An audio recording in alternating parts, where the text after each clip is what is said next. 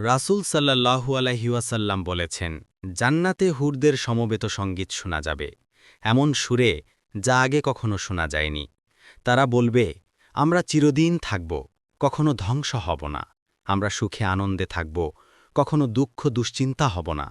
আমরা সব সময় সন্তুষ্ট থাকব, কখনো নাখুশ হব না। সুতরাং তাকে ধন্যবাদ, যার জন্যে আমরা এবং আমাদের জন্যে যিনি।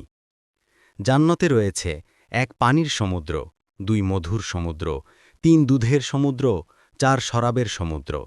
তারপর তা থেকেও আরও বহু নদী প্রবাহিত হবে।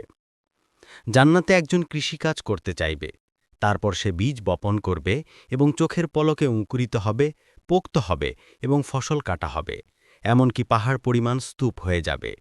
আল্লাহ বলবেন, হে আদম সন্তান, নিয়ে যাও, কোনো কিছুতেই তোমার তৃপ্তি হয় না। ইসলামের জন্য ভিডিওটি শেয়ার করবেন, চ্যানেলটা সাবস্ক্রাইব করবেন।